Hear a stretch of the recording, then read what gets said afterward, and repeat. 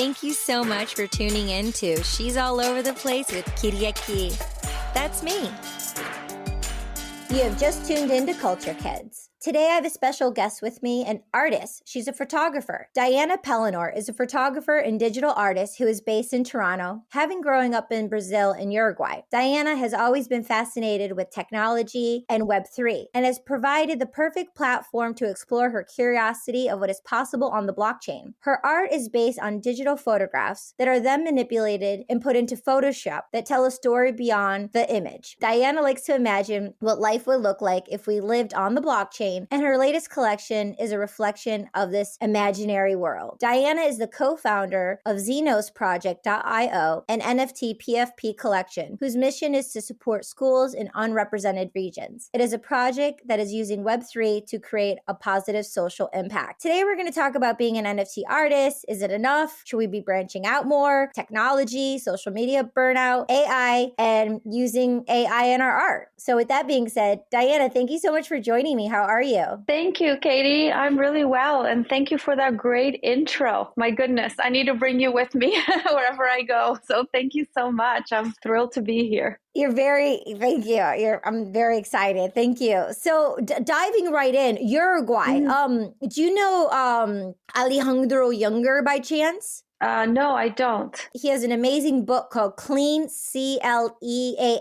He's New York best time seller 3 times in a row. It's all about physical toxins, environmental toxins, the communication and quantum detoxification. But that's my connection with Uruguay. But he's amazing. And I haven't visited the country yet. But so tell us, where were you born and how did you know you were an artist? Okay. So I was actually born in Canada, although I left Canada when I was very young, and my parents moved around a lot. So I lived in a lot of different countries. I lived in Uruguay, I lived in Brazil, in Argentina, Venezuela, and now I am living back in Canada. So I spent all my formative years in Latin America, mostly between Brazil and Uruguay. And Uruguay, I consider myself Uruguayan, well, Canadian Uruguayan, because I spent all my childhood summers there and lived there, did all my high school years. My father grew up in Uruguay. So that's like this deep connection that I have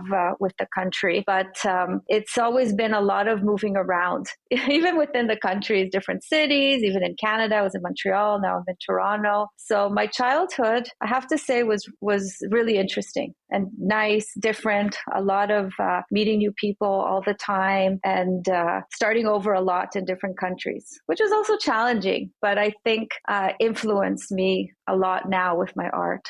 And when you were living in these different countries in Latin America, did you have your camera? Were you photographing the countries you were in? And when did you first pick up a camera? My mother used to like to photograph a lot.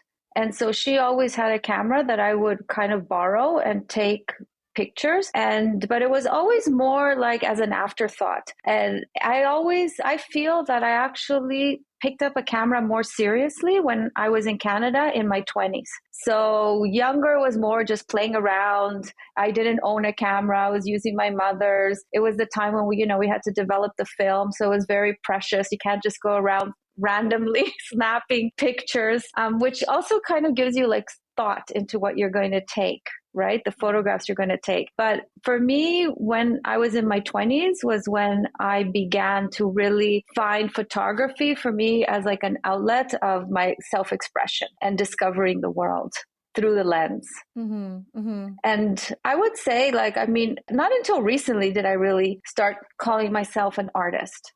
It took a long time to say, yeah, I'm an artist. That took a while. And sometimes it even still feels strange. And honestly, it's common. I've had numerous of artists on the show who say the same thing. And, even people who aren't on the show, they can identify with what you're saying. Do you want to talk about that, kind of those struggles for you, maybe why you felt that way? Or did you not have the encouragement around you? Or was there some kind of belief that you disassociated with? Or what was it for you why you didn't recognize yourself as an artist? I think it was because it's like, how can you earn a living being an artist. Like that is just like art, being an artist, whether you're a painter or in my case, photography, it's kind of like, oh, that's your hobby. Like that's basically the message that I would receive from family, from my parents. Oh, it's very nice that you like to do this, but you need a career. That's not something you can rely upon.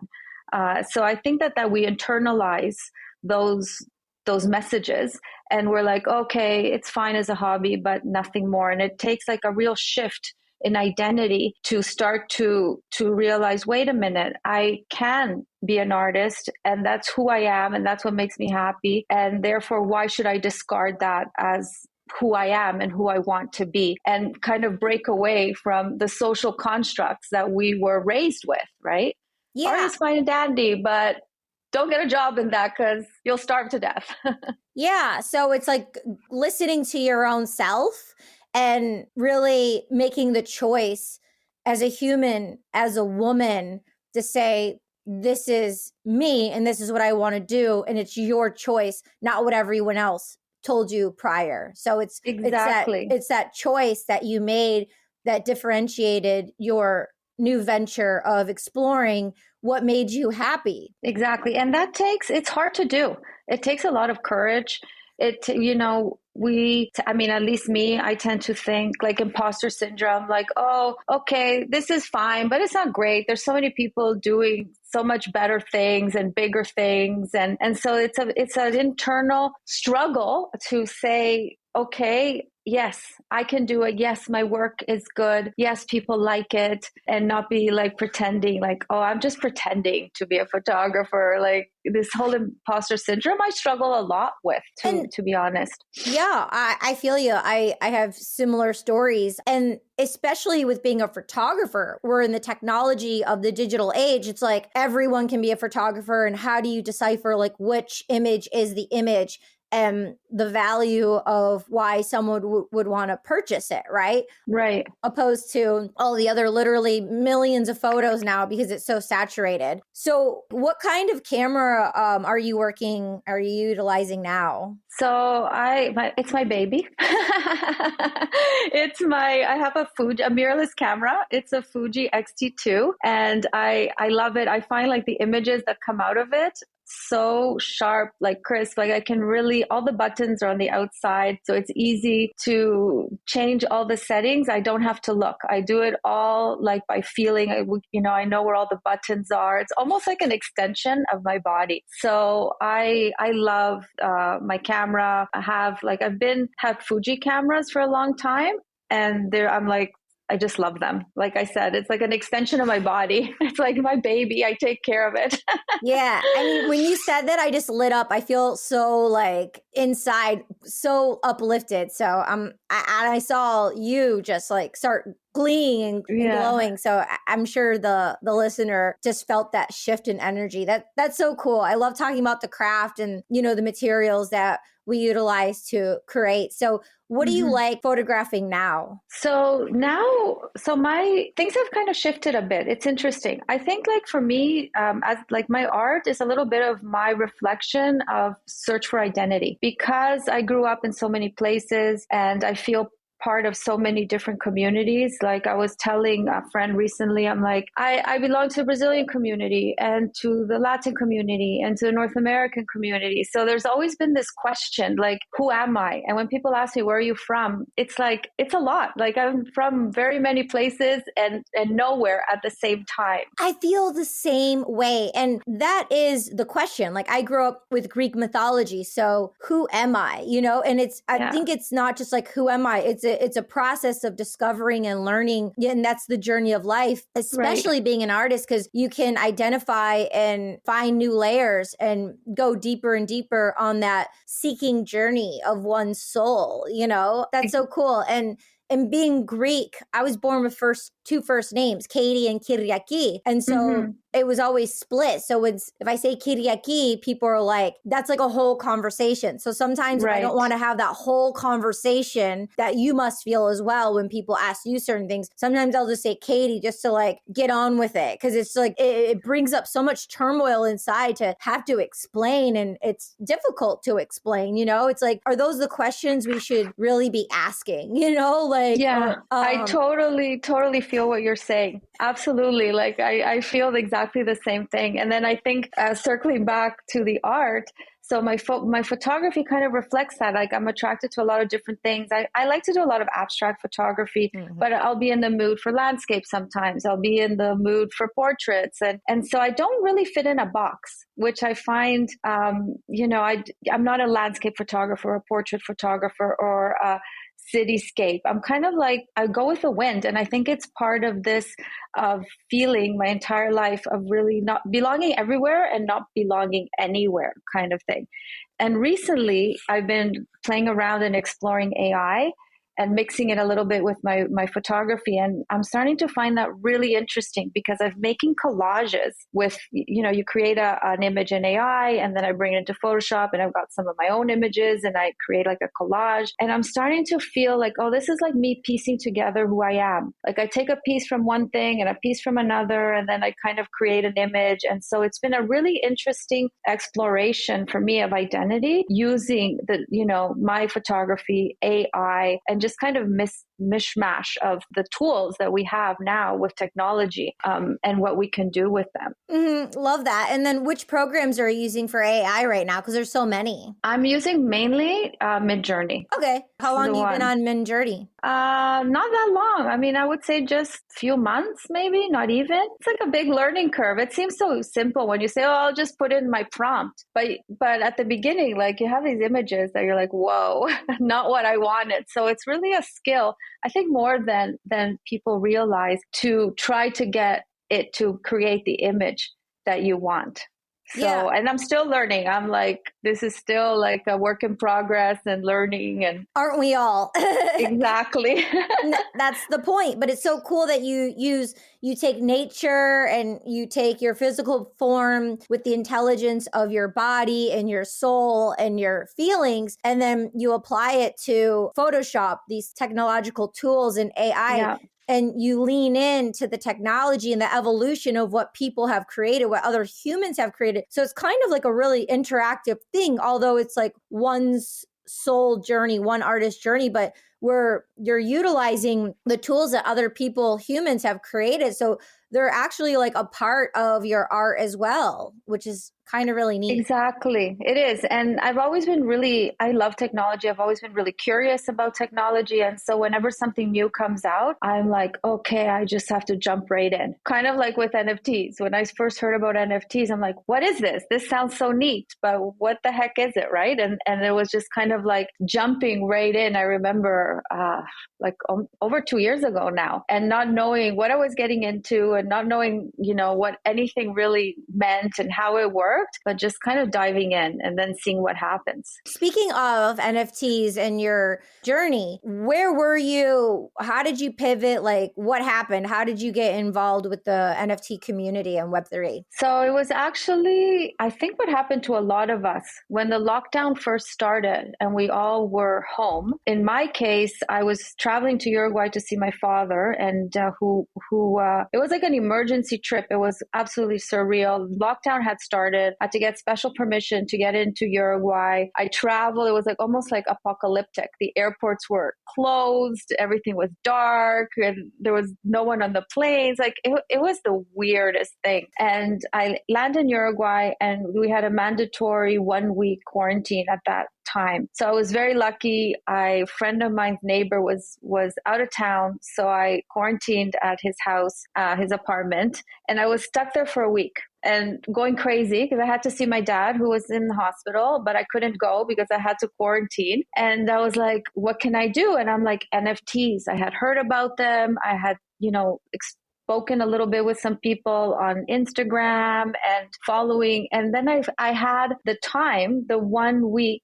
confinement really and that's when I opened my wallet and I bought my first cryptocurrency and I minted my first NFTs. And which tools did you utilize? So my first NFTs that I ever minted, I put them up on OpenSea. No. When you got crypto and you got your wallet, which wallet did you get? I got the MetaMask, and I was on Coinbase. So that was just like the easiest thing. That was what I had learned.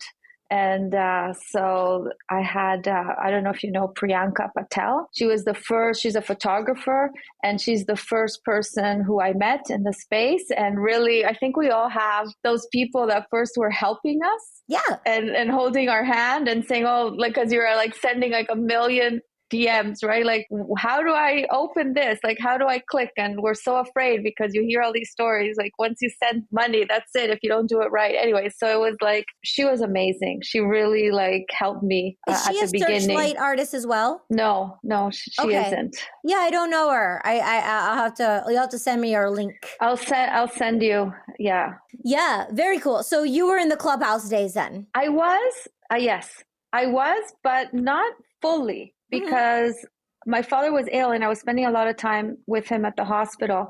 And I was listening into Clubhouse. I was joining some rooms, but I wasn't spending like 24 hours a day like a lot of people were at the time, where it was completely crazy. I mean, I did have my late nights till 3, 4 in the morning talking, but yes, definitely I started on Clubhouse. Yeah. That was the thing. Good memories. Really fun memories. So I met Jimena Bonavita in Clubhouse, and she actually turned me on to you. I know we've been in multiple exhibitions together through Searchlight. Shout out to Jen Joy and the crew. Yes. Love Searchlight. But yeah, you and Jimena were collaborating and doing things together in the Latin community. And that's how I first knew about you and your work and started following you and your journey. And then gratefully we got to meet at NFT NYC at Searchlight in IRL. So that was that was really neat. Yeah. No, that was very neat. And Jimena, is a very dear friend. And it's some people you cross paths with, even virtually, right? And you just connect. And that's what happened with us. We just connected, and there was no turning back. And then we met each other also in real life, and that just kind of cements the friendship. So there's, I have to say, very special people that I've met, like you, in the NFT space, that can be so, there's so many people now, and the community has grown so much. But I do think that since we were in at the beginning, there's also that's very special. We were like the OGs, I guess. Yeah, definitely. Do you want to tell like a Clubhouse story, something like an experience or something that you remembered during that time? Well, I mean, apart from the really long nights that the clubhouses would open, right? The rooms, and we would just be there for hours and hours. I mean, I just remember how terrified I was to even like unmic and say anything. I mean, it took like totally out of my comfort zone to even talk in front of people, because it's very weird, like when you don't see the person and everybody's silent listening to you. It becomes almost like a monologue, and it's a very strange feeling until you get used to it. So I think that for me, that's like just what I remember is like the shyness, the awkwardness, and then everybody being so nice. Yeah. And that really like making the huge difference in saying, okay, yeah, this is fun. This is fun. Yeah, I like how Clubhouse Days set a certain precedence on how we communicate with one another, because it's about sound, vibration, holding space, empathy, and then you see people's characters, like if they're authentic, if they're, now they call it bad actor. Right. But I love like when you're like speaking, you do your whole monologue, and then you're like, and now I'm done. I'm done speaking. Yes, that I always found very funny. You get used to it after a while, but it's very funny. Yeah, sometimes now in Twitter Spaces, people will bring back that joke and they're like, okay, and I'm done. And it's funny for the people who kind of know. Yeah, it is. It is funny. It's cute. So do you want to chat about more about AI Midjourney? Oh, I was going to tell you real quick, Prequel. I've been playing with, since last October, I was playing with Prequel, and I took some images that I took or that was of me. I was a subject, and I put it through an AI generator through Prequel. So if you want to check it out, some of the features are pretty neat. Neat. I will check it out. I haven't heard of it. Definitely check it out. Yeah. So, I mean, Midjourney just started again. Curiosity. Like, what do you mean you can write sentences and then an image comes out? And so it was like an exploration of language and an image. and how the two are fused together, and playing with the algorithm, I guess, of Midjourney. So it's been really, really fun. I find it's almost like a rabbit hole that you go down, because you start creating these images, and then before you know it, 2 hours have gone by. Yeah. And there's just so much. It's just like really like endless things that you can put out. And I mean, there's controversy, I guess, a little bit when, using prompts with artist names and the machine putting out images. But I think like anything that's new, it needs to just find its place and settle, and we'll figure it out. And let's talk about like the business of being an artist and actually selling your work. Like, how do you do that? So you have the creation part, it's an exploration, but how do you shape shift? Because it's a whole nother cap that an artist wears. And you have a family, you're a mother of 3. So how is that with, putting your work out there and then putting it out there for marketing and to obtain collectors and sales? Any tips for someone tuning in that something that you've learned that works and things that maybe don't work that you've learned from that could support the listener? Yeah, no, sure. I'd say that it's challenging. It's not easy. I think that what I've really learned is to kind of create cohesive collections that go around a theme or a style and put them out like as a group. And I find that kind of works pretty well, because then you become, people can identify you as, like now I'm doing a lot of imagining what the blockchain would look like if we lived on it. So I'm creating a lot of work, and it's got a lot of texture to it and little blocks. And so when people see that, they're like, oh yeah, that's like the blockchain collection. So I find that that's something that it's all also trial and error, honestly, in the space. Like sometimes things work, sometimes things don't. And I still haven't figured it out. And but learning about not putting out too much work at the beginning. When I first came into the space, I was like, oh, this is so fun. And I'll start, minting like one thing, another and another and another. And finally I was like, oh, wait, whoa, that's not good. So I burnt a lot of things, later to try to make things a little bit more cohesive. So, and I think that it's a challenge. It's a challenge to really market oneself. Like, we're artists, and the whole marketing thing for me, especially, I find, really difficult. It's like wearing a hat that I didn't know I had to. Yeah. And then when you put out a collection, do you put the whole collection out at the same time? Or do you're like, oh, this is maybe an 11-piece collection. This is a collection, but you put one out at a time, maybe every week to keep it going for marketing? Or do you release the whole collection at the same time? No, I've been putting them out slowly.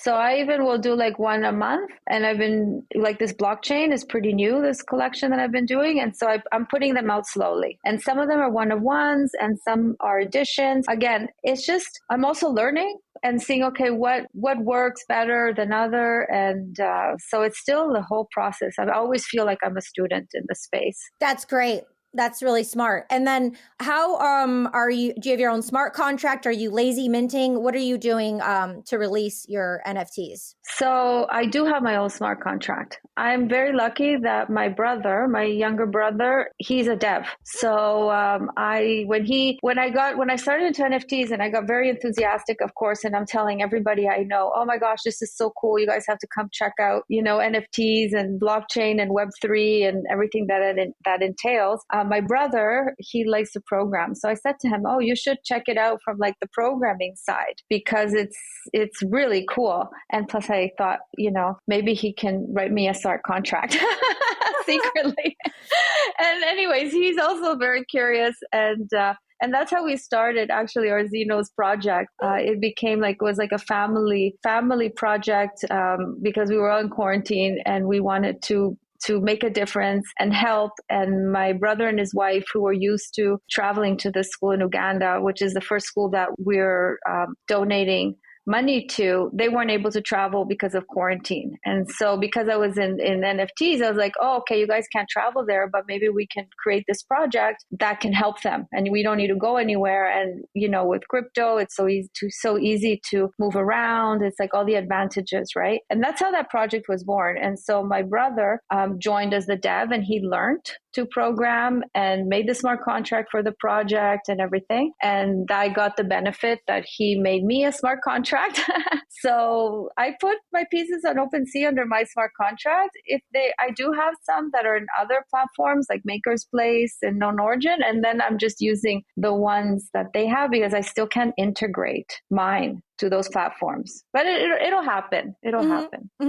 So are you on Ethereum only right now? Mainly, yes. I do have some things on Tezos, and I was at, I had a lot of things in Hick and Nook, and then that kind of came to an end, and everything kind of just, I stopped with Tezos because I wasn't sure like what to do next. But it's always in the back of my mind to explore that chain again, because there's some really cool and interesting things happening and really cool art coming out of it. And I know a lot of people that really, they love Tezos. So it's in the back of my mind to get to it again. Yeah, our friend Art Jedi, she is doing really well on Tezos. I know Jimena Bunavita, she did some things on Tezos. Originally in 2021, I wanted to release my music NFT collection on Tezos. I ended up doing lazy minting on OpenSea, but last November, I released one on Tezos. I definitely want to release some stuff on Tezos as well. I like that platform. Yeah, me too. It's been on my to-do list. Yeah. You know, that to-do list you can get. I know, exactly. Yeah. We need like seven of you, and it could all be done. I say that all the time. Where are my clones? Yeah, they're coming. They're on the way. Yeah. So with Xenos, how did you come up with the name? So it was actually one of my other brothers who's on the team who came up with the name, because it was just brainstorming. I mean, coming up with names is actually one of the hardest things I find. You do a project, you do a piece of art, and a lot of times, like, that's the hardest part, to say, okay, what's the title going to be? What am I going to name it? And so I don't remember. It was one of those brainstorming sessions, and the little character, which was made by another team member of ours, this amazing artist from Panama, Vero Ivo. She created our little Xenos character. And once they were made, it was like, oh, they are so cute, but they're weird looking. They're kind of alien-y. And so out of that came the name Xenos, which is Greek, which means alien, unusual. And it just fit. Like, you just hear it and you don't know why. And you're like, yep, that's it. And you just go with it. So that's how it came. It's all about the root and the story. Thank you for sharing. Thank you. You're so blessed that you have a family affair going on, that everyone's leaning in and doing things as a family. I mean, to have that support, oh gosh, that's wonderful. And so are your children involved with blockchain technology? Did you introduce it to them? Like, what are their thoughts, the younger generations on Web3, NFTs, and blockchain? So they're not in blockchain. I wish they were. My middle son is studying computers and he's about to graduate. And I'm kind of saying, look, there's a lot of opportunities in blockchain. You should look into it. They're a little bit skeptic. Yeah. So I find that they're a little bit skeptic, and they see what I'm doing and they think it's really cool. And they really support me, which is great, but they're not so sure if it's going to stick around, what's going to happen, even though I tell them, no, it's the opposite. We're like in the earliest stages of blockchain and all the possibilities, not only with art, but with identity and so many different things that the blockchain can be used for. Like, art is just like a little tiny part of it. And so I think they're in the wait and see, but I do hope that I can influence them. Yeah. Wow. You're such a pioneer and such a leader. But not everyone can be a pioneer and leader. A lot of, like, the masses will wait till the builders are building, right. The founders are founding, things will go up, things will go down. And then when there's something that's like 1000% that works, then the masses jump on and they want to be a part of it. So that's fine. Not everyone needs to be an artist and a founder and a builder. Exactly. I like how you use the word pioneer. I didn't think about it that way, but you know what? Totally. We're pioneers in the space. Yes. Oh my God. I see a title for the podcast coming already. Yeah. Woohoo. So shifting now, let's talk about social media burnout. How is that for you? So I find that it's a thing, definitely. I do find that I get sucked in a lot, and that I have to consciously take a step back. So at the beginning, when I first got into NFTs, and I was just spending way too much time, I think like all of us, the hours on Clubhouse, and then we shifted to Twitter and just being always answering people's DMs and tweets, and for me, I'm a different generation. I'm not so young anymore, and so it was like also like this whole kind of getting used to being on social media so much. It's really funny because I used to tell my kids, get off the phone, get off the phone. And then there was like this shift where they were like, Mom, get off the phone. They were telling me to get off the phone because I was like tweeting and answering messages. And sometimes I don't realize until I step away. And I find that I was just feeling tired and cranky. And I realized that it was just being too connected all the time. And that's one of the things that I've learned now is I don't need to spend all day tweeting. I don't need to spend all day on social media, even though it's such a big part of our job. I need to find that balance. And it's a constant struggle. Where is the balance? Am I away too much? Am I in it too much? And so every day it's kind of like learning too, where, how much time and how much energy, because something that was also happening was I was spending so much time on social media. I was like not creating my art. And then it's like, whoa, stop. I need to create my art and find that balance because it was missing. And I was like, what's wrong? And I'm like, oh, damn, I'm not making my art because I'm tweeting too much. Wow. There's like 3 points that came up. Every moment has its season. You sowed your seeds, you put your time in. So the newcomers and the people coming in, they're sowing their seeds, they're putting their time in. There's a part of checking in with self, checking with community, being there, then having that balance of family, of nature, of taking care of your mental wellness, your emotional health. Yeah.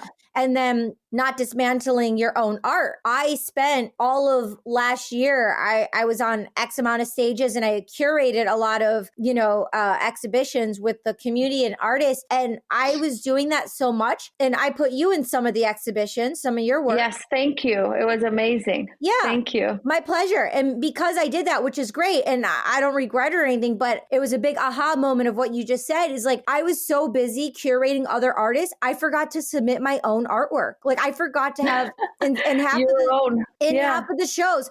And so then after Art Basel, I took a time out and I'm like, I can hold hands and like honor other people, but I can't do that if I disclude myself. I will not include myself. Like I need to be included. I like forgot about myself and there's that balance, right? And checking in. So that's a part of the artist journey too, like reining it in, zooming out. Gary V, talks about being zoomed in, and all of us were all like, now I can't speak for everyone, but we're so zoomed in, but it's like zoom out, like you sowed your seeds, create our art, and then bridge and onboard, other people and really zoom out, but in a healthy way, have that balance. So exactly. I also feel, just to talk about what you just mentioned, like we tend to lose ourselves. And I don't know if it's as women more than men do, but we put other people first and we tend to forget about our own needs. And I guess as a mother, also, there's a bit of like loss of identity, raising my children and then having to, re-find myself and rediscover again, now that they're all, independent and off in university and all of that, like, who am I?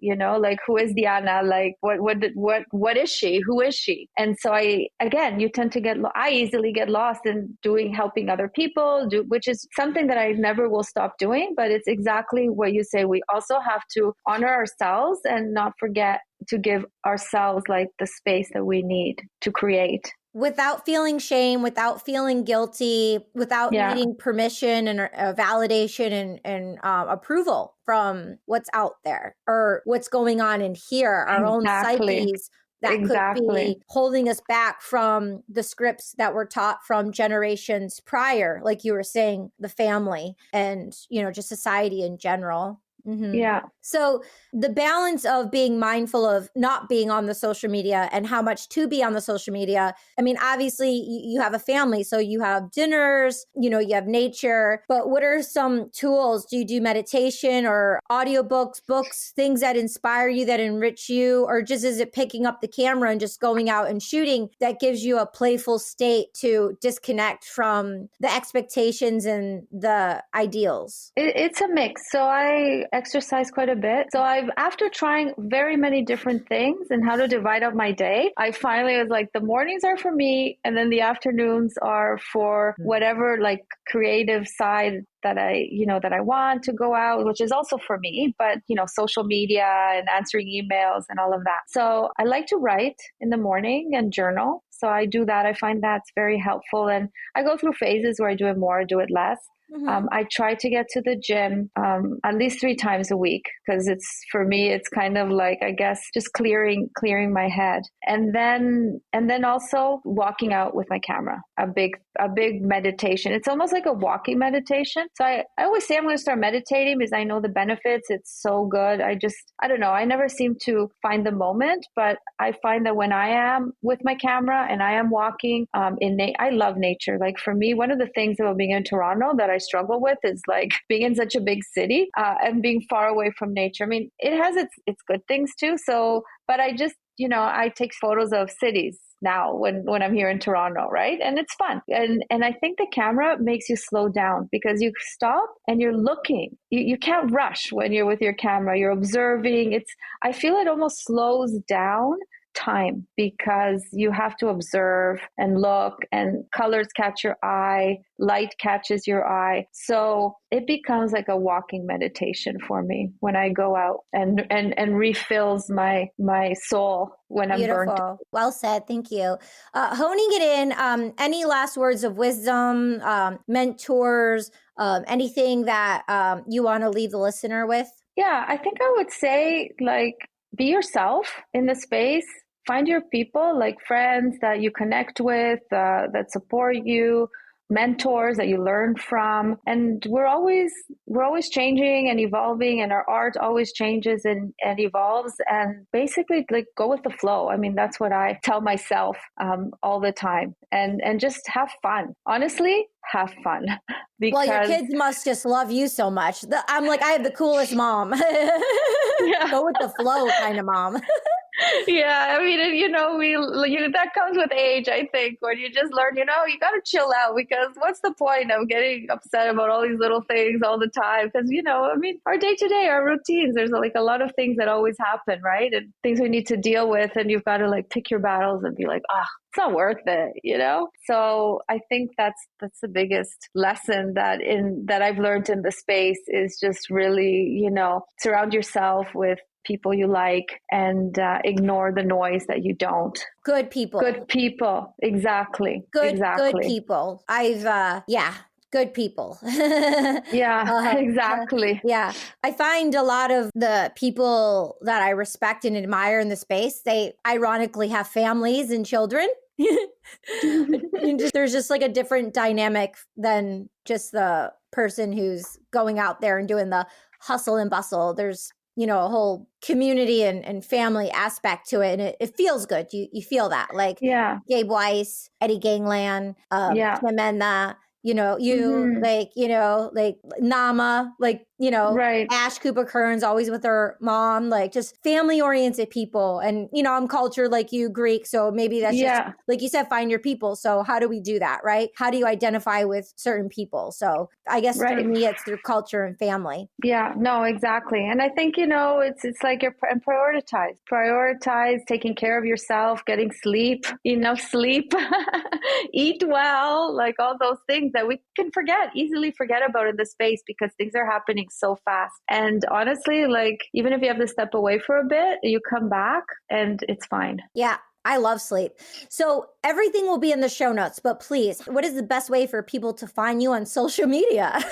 I guess the best way, honestly, is Twitter. So on my Twitter, which is my name, Diana Pelenur, and pretty much my name is all my social media handles. But Twitter is probably like the best way to connect with me. It's what I'm on the most. I'm trying to be more active on Instagram, but for now, Twitter. Twitter is the place. TikTok, if you're going to pivot to another social media platform, I think TikTok's a good avenue. I have to confess, I don't have TikTok. Yeah, that's why I suggested it because you didn't mention it. But it's called Hopper. We could talk offline, but it's a scheduling platform. And I guess for photographers, Chris Arvon in the community, who's a musician and photographer, he told me about Hopper. He said for photography, for art, actually Hopper's the best one. So you can, schedule it 4 weeks, 6 weeks in advance, and it goes to Twitter, Instagram, TikTok, like it goes to all of them. The good thing about Hopper is, I guess when you do the hashtags, it's not in the post, it's in the first, you can make it in the first comment. So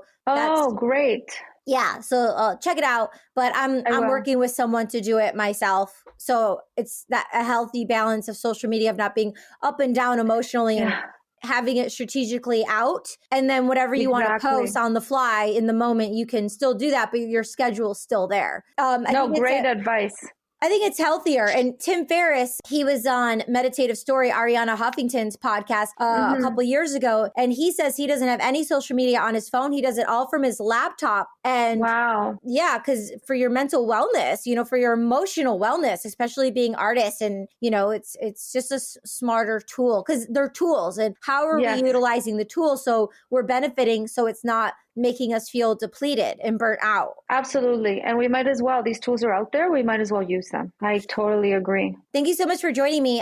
Please, whoever's tuning in, subscribe, like. We're doing giveaways every single episode. Even if you hear this episode 4 years from now, we have many artists in the space who are giving complimentary NFTs, airdropping NFTs. Make sure you go to the link below and enter into the giveaway and put Diana Photography in the subject and something that inspired you, something that you learned. Make sure you subscribe and share this with 1 or 2 people on your social media platforms, people who are artists, people who have families, like a mom who has a family, who can identify with this beautiful conversation. And share it with one person that's into photography. And we appreciate you tuning in, and we'll see you next time. Thank you. Thank you, Katie. I had so much fun. This was wonderful. Thank you so much. My pleasure. Thank you. Yay. Thank you so much for joining us. We'll see you next time. Kiriaki, over and out.